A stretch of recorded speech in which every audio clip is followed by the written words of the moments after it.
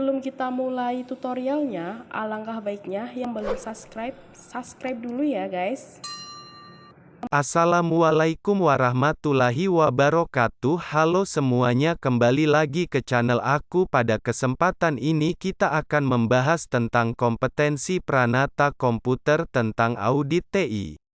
61 dalam teknik analisis bisnis pengaruh saat ini dan potensial dari tekanan politik. A. Politikal. B. Legal. C. Teknologi. D. Ekonomik. Jawaban, A. Politikal. 62 berikut termasuk bagian dari The Analysis Phase kecuali A. Merumuskan sistem performance kriteria. B. Membentuk tim atau proyek. C. Merumuskan tujuan kebutuhan informasi. D. Menyiapkan tujuan. Jawaban, D. Menyiapkan tujuan. 63 berikut termasuk bagian dari The Implementation Phase kecuali A. Perencanaan proposal. B. Menyiapkan database. C. Pelatihan users. D. Menyiapkan fasilitas fisik. Jawaban, A. Perencanaan proposal. 64 apa yang dimaksud dengan program development? A. Menggali user requirements. B. Menentukan layak tidaknya, cost-benefit satu proposed system. C. Mendesain, coding, compiling, testing, dan documenting programs. D. Merancang user interface, sistem file, dan information processing functions yang akan dilakukan. Jawaban, C. Mendesain, coding, compiling, testing, dan documenting programs. 65 berikut yang masuk ke dalam acceptance testing adalah A. Tahap konversi terdiri dari aktivitas yang diambil untuk mengoperasikan sistem. Pada beberapa kasus harus dilakukan masa transisi antara sistem yang sedang berjalan dengan sistem baru. B. Selama tahap pengembangan prosedur, desainer menetapkan aktivitas yang harus dilakukan user untuk menunjang operasional sistem dan untuk memperoleh output yang dapat digunakan secara optimal. C. Auditor terlibat pada tahap ini dengan tujuan untuk melihat kepatuhan dari supplier seperti berapa lama supplier menanggapi keluhan yang disampaikan oleh pemakai. D. Tujuan tahap ini adalah untuk mengidentifikasi seberapa jauh kesiapan sistem dan adakah kesalahan, kekurangan yang berpengaruh terhadap penggunaan sistem ini. Jawaban, D. Tujuan tahap ini adalah untuk mengidentifikasi seberapa jauh kesiapan sistem dan adakah kesalahan, kekurangan yang berpengaruh terhadap penggunaan sistem ini.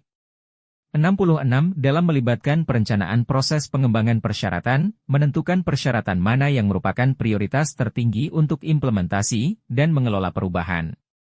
A. Requirements Planning and Management. B. Requirements Analysis. C. Enterprise Analysis or Company Analysis. D. Requirements Elicitation. Jawaban, A. Requirements Planning and Management. 67 berikut tahapan yang perlu dievaluasi dari pengembangan sistem informasi kecuali A. Procedures Development. B. Application Software Acquisition and Development. C. Hardware System Software Acquisition. D. Processing Function. Jawaban, D. Processing Function. 68 berikut yang masuk ke dalam Management of the Change Process adalah A. Latar belakang permasalahan dan peluang yang digunakan untuk mengembangkan harus jelas dan dikonstruksi dengan tepat. B. Indikator keberhasilan Management of Change misalnya adalah terjadinya perubahan, implementasi yang mungkin berdampak pada cara kerja atau struktur organisasi, tidak menimbulkan gejolak atau ketidakpuasan staf. C. Tujuan tahap ini adalah untuk mendapatkan komitmen untuk melakukan perubahan dan mengevaluasi apakah penyelesaian masalah dengan metode cost-effective dapat membuat problem teridentifikasi.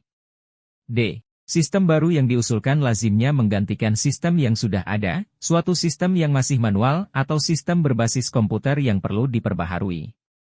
Jawaban, B. Indikator keberhasilan Management of Change misalnya adalah terjadinya perubahan, implementasi yang mungkin berdampak pada cara kerja atau struktur organisasi, tidak menimbulkan gejolak atau ketidakpuasan staf.